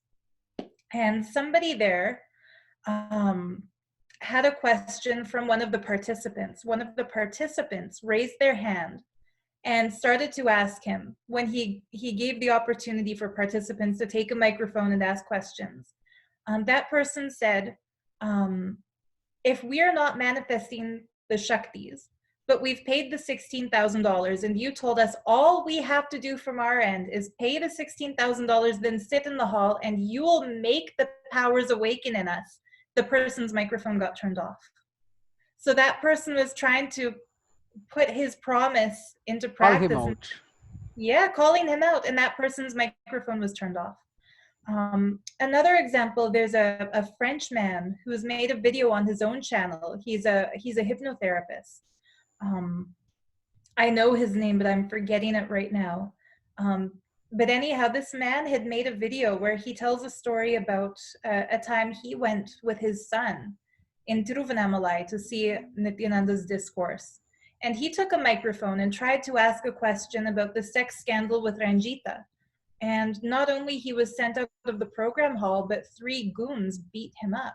And he was an elderly man at that time. Um, Mm. so yes, anybody who questions him gets sent out, sometimes beaten up, um, otherwise insulted and abused verbally in other ways. Um, if ashramites ever asked him a question that even inferred uh, that maybe there's a slight thing that he could have done that he didn't do, they would ask it very timidly with a lot of fear because they knew they weren't supposed to do that. And even still, he would yell at them and berate them and tell them it was their lack of integrity that made them project their lack of integrity onto him. Um, so his ego had a way of defending itself against self-checks. If somebody even started that kind of a dialogue, he would find a way to immediately destroy their self-esteem and tell them he's not at fault, they're at fault, and by projecting the fault onto him, they're even more at fault. And then they would get sent to a branch campus or put into a manual labor camp. Yes. So then, next question. Mm. Yeah, next question. Does he create constant need in those around him to please him? Yes, 5 out of 5. Oh my God, The 19 questions, 5 out of Yes, 5. 5 out of 5.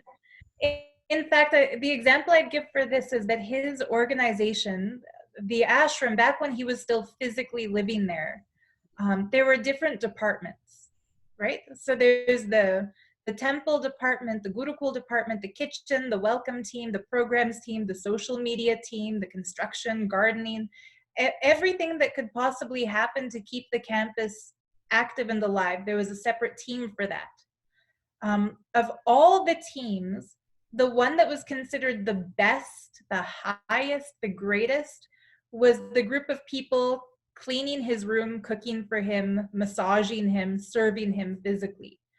And that team was called the Sachalamurti team because he wasn't the guru. He hated to be called a guru, in fact. He said he's not a guru, he's a living God. And so Achalamurti, that's the unmoving deity, like Arunachala in Tiruvannamalai is a Achalamurti, or the deity installed in a temple is Achalamurti. He called himself Sachalamurti, like the living deity that walks around and moves. So the people who were maintaining the accounts were lower than the people cleaning his toilet, because that was the Sachalamurti team. Those were the divine, blessed, highest, greatest people who had earned the right to be around him. And of course, that was the really pretty young girls and the really handsome young guys who he was also sexually abusing behind the scenes. But he made them believe that they were better than everybody else, and that through some punya that they had accumulated in past lives, they had earned the right to be his Sachalamurti team. So everyone always wanted to please him. And in fact, he also told all of us once in the discourse that if he gives you a like on Facebook, that's the equivalent of the entire cosmos blessing you. And so suddenly, every disciple of his didn't use Facebook to keep in touch with family or to see what friends are doing or to chat. Facebook was all about who can get a like from him. So every moment of every day was all about pleasing him. And the sad thing is, once somebody reached a place where they were pleasing him all the time, then he made them work even harder and harder and harder and harder. And they went from the greed for his praise to the fear of his punishment. Because as readily as he would give somebody a like for doing something serving to him, he would destroy somebody for displeasing him. Yeah, 5 out of 5, of Yes. course. So this is the last question. Does he often engage in shows of power with no sound reason to do so? Yes, 5 out of 5 again. Yeah, I mean, here's something that I personally find funny in retrospect. There's a tree in his ashram, the banyan tree, that he tells us is 2,000 years old. He claims it was DNA tested and that it's identical to the Tiruvannamalai temple tree. So that tree, he tells us that there's a samadhi beneath that tree of a male and a female form that he claims were his embodiments in a previous lifetime. That's the banyan tree. That So Anandeshwara and Anandeshwari.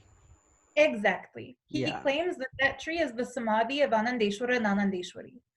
And Oh, within that tree, there's a natural cave. Like the trunk of the tree forms a cave-shaped structure.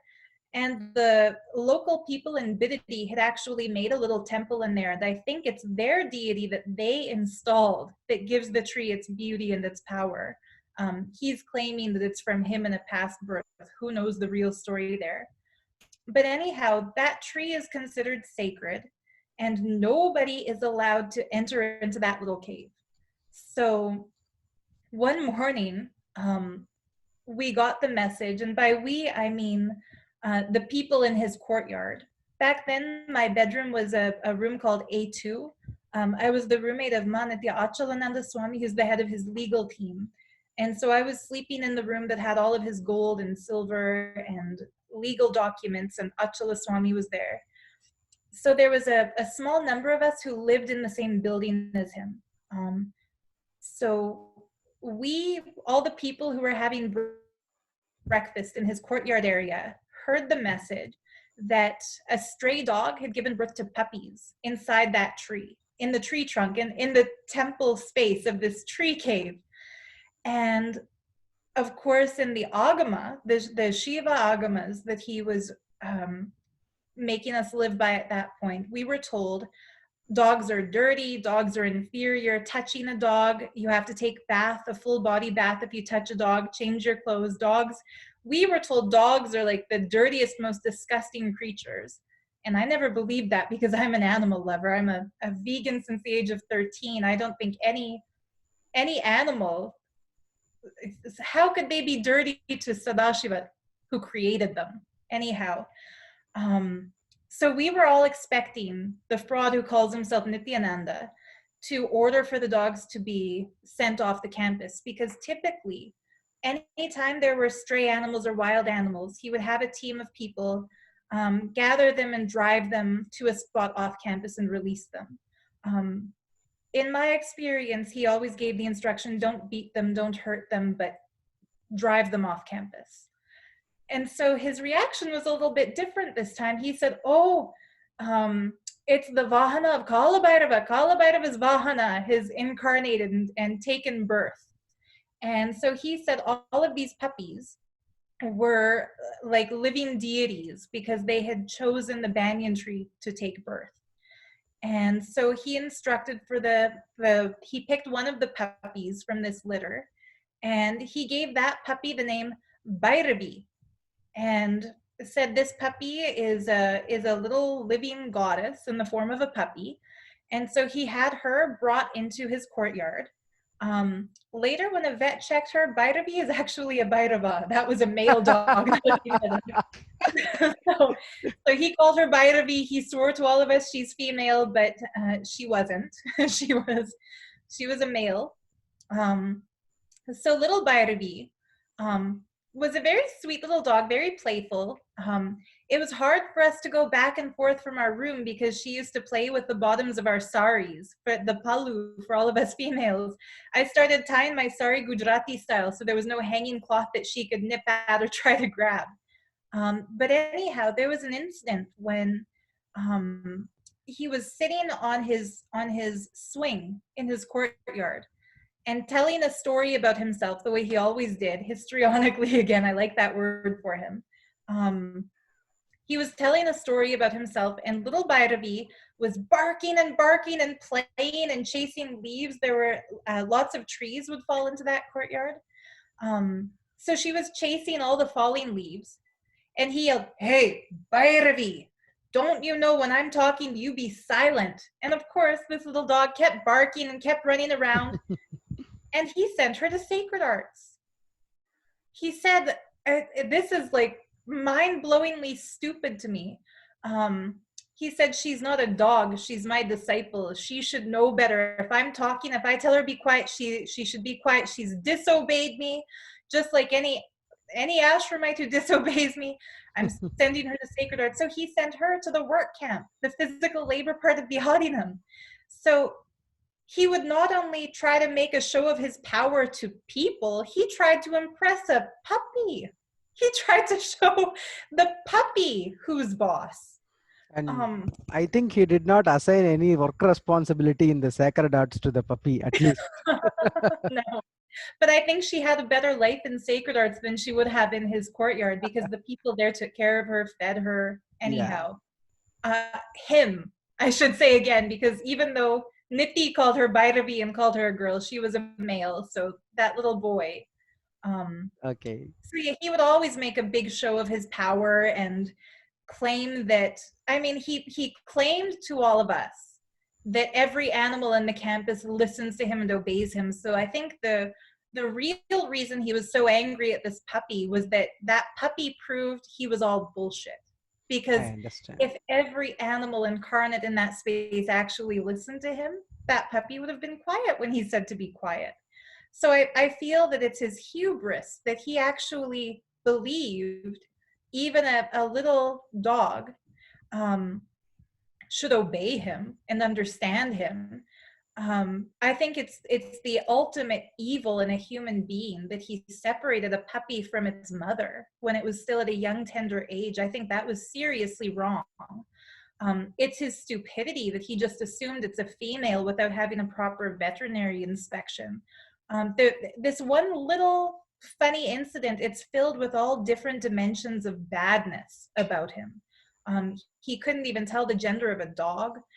He expected the dog to obey him as a god. He sent the dog to a manual labor camp for barking while he was telling a story. He separated a baby from its mother. Like, there's all kinds of, as much as I laugh at it, it's also sad. Like, I Yes. hated the fact that, in fact, I even asked, can we please bring the mother and all the other puppies to the courtyard too? Because I couldn't understand why he'd separated. And he said, don't worry, Ma, don't worry. We'll give it the best milk and the best curd. It will have the same curd rice that I myself am eating. And again, that shows his belief that he's better than everybody else, because he's not saying we'll give this dog good food. He's saying we'll give it the same food he gets, which automatically means the best. So 5 out of 5, yes. He always had to make a display of his power. The Ujjain Kumbh Mela, again, I think back to that time where he insisted that Narendra Giriji Maharaj sits on a lower throne than his. He would not visit the Akada Parishad camp. He made them come to him. In Hinduism, you know this already, but for viewers who don't know this, it's basically a sign of reverence to the leader of another camp when you visit their camp. And the head of the Akada Parishad actually isn't supposed to visit other camps. He's supposed to be where he is, and other swamis are meant to go to him. Nithi wouldn't do that. He insisted if they visit, he should visit the Nithyananda camp. So of course he was constantly putting on these power plays and power shows, very political. He was a political strategist in that way. He opened the Kumbh Mela in Ujjain as a free, so-called free program to anybody who wanted to come as a volunteer. But it wasn't a gift. That was so that he could show that he has more Western disciples than any other guru in Kumbh Mela. And once those disciples got there, it wasn't a free program. They had to build the campus. They had to make the food for all the people who came in for the daily darshan. It was I mean, forget just those of us who were living as his disciples in his ashram. Of course, we got the worst abuse, but there were other people who got badly abused too, like the people who came to that free program.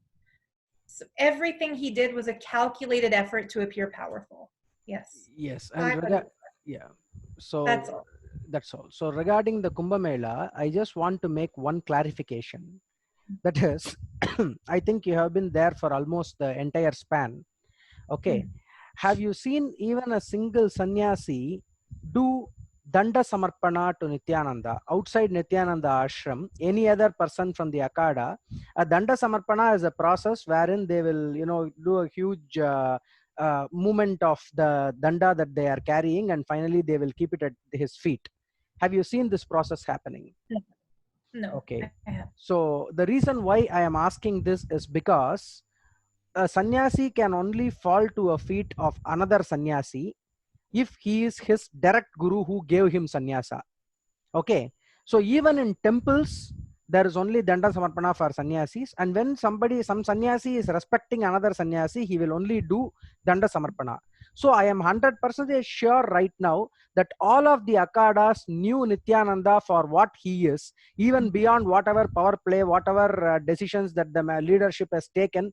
Not even one Danda Samarpana happened. This is the report that I got, and this is something that you are confirming as well. So he was never recognized as a sannyasi, even if he was given some kind of honorary position in the Akada system. So that much is clear. None of the Hindu sannyasis, the persons whom he called as old beggars, this is the term he used in Nepal. Okay, he said all the Hindu sannyasis are old beggars. I want to increase their numbers. So these old beggars of so-called by Nithyananda, they did not even respect him, not even a single person. That much is clear. So I want to clear this from the part of our tradition. So that being said, looking at the results, there is no need for a pen and a paper. Everything is 5 out of 5. So he is a danger to the society. He is a danger to himself. And this is something which is a very personal opinion. I am saying this out of my compassion.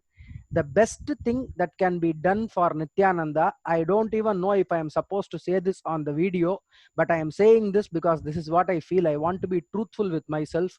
The best thing that you can do for him is euthanasia. You cannot even let him live with himself. Even if he is inside a prison, he will suffer a lot. I don't want that kind of suffering even for him, with all the demons that he has created inside himself. Yes. So that is something, which he is a coward. He will not do it for himself. So if the government is taking action, I think this is more than rape, more than murder. Capital punishment is available in India. So I request the Indian government to take the maximum action. And we have clearly seen that he is not only unfit to be a spiritual guru, he is even unfit to be a normal human being whom you can associate with. Yes. A normal human being that you can even speak with. These kind of people will come and bite your throat. That kind of madness, just by speaking to them. So, anything else to add on? No, I think we've covered it. That he's 5 out of 5 for all of those questions. There's also a checklist of questions created by a psychologist. It's available. I'll send you a link. Maybe you can put it in the video description. But there's Yes. a group that has published a list for identifying the traits of a psychopath, and it goes even beyond these 20 questions. Mm-hmm. The group has made a book called The Mind Control Manual, and it's a peer-reviewed publication Yes. for Yes. people to come out of cult abuse and mind control. And he also scored full marks on that test, so he is definitely a danger Okay. to everybody around him. And that book has been helpful to a lot of us who have left his cult. Yeah. Very good. So basically, this is my first video with Sarah on my channel. So probably, like, if I have anything else to ask about the goings on inside the ashram or certain processes that has happened, I might be, not only with Sarah, I'm also speaking to other people who have come out and who want to speak out, even Indians who want to speak out. That is, I may be starting up a small series on focusing on each program that they have attended. What are the actual aspects of the program, and what does the scriptures actually say about that kind of a process? But most of his processes don't even exist inside the scriptures. That is the problem. But whatever is existing, we can sit and compare. So those things are planned for the future. That being said, I will be putting the link for the list that Sarah is going to provide me, or even I will give the list in the description if the space is available for that. Please, in the comments, answer those questions. If you are a disciple who is planning to come out of Nithyananda, answer it within yourself. And if you can, answer it on the comments, and please come out of this organization, because the most important aspect that we are dealing with here is, like Sarah said, it is not only about him. If he is the only psychopath, no problems, but he is desensitizing people, he is converting people like him. So before you yourself become a horrible person like him, please come out. That is my sincere request to everybody. Yes. And I also want to say one more thing. Sorry, but Go ahead. even for those of us who did become psychopaths like him while living at his feet, you can come out of that. Even if you've become a monster, you still have an ounce of humanity in you. You can become a compassionate empath. Once again, you don't have to live the rest of your life without human emotion or without sympathy or empathy to other human beings. Yes, and I would like to ask a question here. Will that require, this one, professional psychiatric counseling? That is a question that many people are asking me. That is, I have attended this program, I have been this long inside. So, but I am okay with myself right now. But I don't know if I need to go to a psychiatrist or not. So, what is your answer to this question? I don't know, to be totally honest, because I'm not a psychiatric professional. I haven't studied it. But, and it's a case by case basis. Some people might need Yes. psychiatric intervention, deprogramming. There's a group on Facebook called the Nithyananda Cult Survivors Official. Within that group, there's a psychiatrist named Patrick Ryan who has offered to join the group to give free services to people leaving the Nithyananda cult who need some help. He's somebody who was referred to me by Chris Shelton, who left Scientology, so he comes very highly recommended. There's also Dr. Rachel Bernstein. I did a podcast with her where she asked me some questions about Nithyananda cult. She has been very highly referred also by Chris Shelton and by people who left Scientology. So I would say that within the psychiatric community, there's also the potential for abuse. The same way somebody can claim to be a guru and abuse disciples, somebody could claim to be a doctor or a psychiatrist and then make a patient addicted to their counseling services. Personally speaking, I can say that these two, Pat Ryan and Dr. Rachel Bernstein, they're good. So I would recommend them to anybody leaving.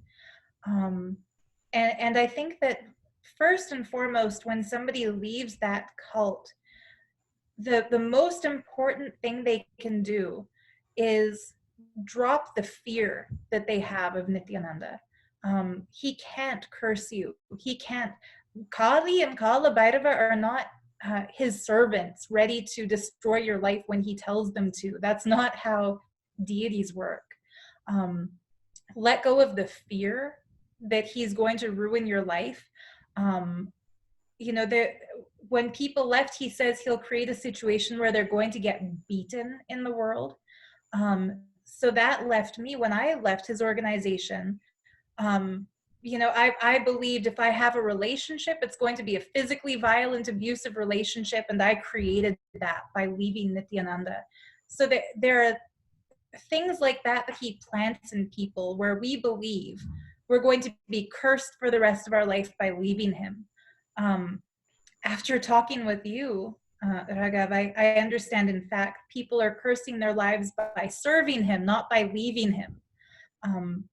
Dropping that fear is first and foremost. If somebody can overcome that on their own by talking to other ex-disciples, by watching videos like this, that's great. Personally, I didn't have any psychiatric intervention. I haven't gone for any counseling, but I would have if I still had any fear of him. I'm able to now say he's a joke, he's a fraud, he's an idiot, he's less than his disciples. Like the lowest person in his organization is better than he is. And I have no fear of Guru Droha because I know he's not a guru. And I would say psychiatric help is needed for the people who are still afraid to admit that, you know? yes, and also as far as Kali and Kala Bhairava or any other deity is concerned, the first qualification, because we have this process of cutting a coin, that is something that they will do in Bhairava temples. That is, if somebody has done something very wrong to you and you are absolutely right according to your conscience, then if you cut a coin with Bhairava, then something very, very horrible will happen to them. He is called as the Sattanada, meaning the leader of regulation or leader of law. So Sattanada is one of the names of Bhairava. Same thing with Kali. So they cannot do any prayoga on Kali. I am a aspiring and I am an initiated Kaulachara Upasaka. I am telling you, I am an initiated Kaulachara Upasaka. I am telling you, there is no possibility of any curse through Kali or Kala Bhairava. In fact, there can be some certain disturbances that can be created using other lesser celestial beings, but that will cost a lot of money and he will not concentrate on you in that manner. If at all that is the case, then you can take refuge here. You can very well take refuge here. So please do not be afraid of any curses or Guru Droha or anything like that. This is absolutely adharmic what he is doing. So there is no effect of any of his words that he is saying, because everything that he is saying is a lie. Lies do not have any other effect if you do not empower them. No, I also want to point out one thing.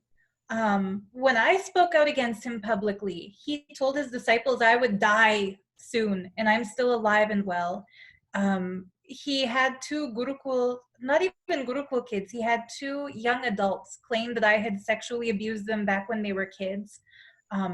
There's no lawsuit because it's obviously fake stories from both of them. If at all his curses held any power, I wouldn't be here talking today. Just within this past week, one of his disciples commented on one of my posts saying, it's because you left him that you're poor, you can't afford to pay your rent. I'm proud to say I haven't missed a rent payment since leaving. Like I wasted 9 years and my entire savings on a fraud who abused me. But actually, I think it's the merit of speaking out against him that's ensured that I'm still able to earn a decent income by making jewelry and doing my art and by being myself and rediscovering truth and honesty again. So don't worry, he can't financially ruin you. He can't cause you any ill health. One of his disciples in California tested positive for COVID-19, so he can't save you from coronavirus. um, it's all ridiculous, you know. So yes, thank you so much for this Yes, questionnaire. thank you. It's been Yes, yes. eye-opening. He gets full marks. He's a confirmed psychopath. Yes, confirmed psychopath and a dangerous person to himself and to the society. So that being said, we will end this interview. And Sarah is making very, very beautiful jewelry. I have seen that. Thank you. And soon you may be getting one order for Ambal from me. Oh, Okay. thank you so much. Yes. So I will discuss with my Guruji and I will let you know, because we are planning to do 2 or 3 things for a very long time. But and also one more thing I wanted to tell you, all these crystals and other things, you need to buy it very carefully from a person who is in the path, who is with having positive energy. So I personally endorse and I personally feel that that exists here with Sarah. So please, if you don't have to have any this thing about any inhibitions about buying all these energy crystals and jewelry and other stuff, if you believe in them. Otherwise they are very, very pretty, like she used to say. Thank you so much for that. I Yes. appreciate it. Yes. So that being said, we will end the conversation. Tacham yora vrunimahe ghatum yajnaya ghatum yajnapataye dhaivi swastirastunaha swastir manushebhyaha urdhvam jigadu beshajam shanno astu dhipate e sanchatushpathe aum shanti shanti shantihi vak yajnena kalpatham.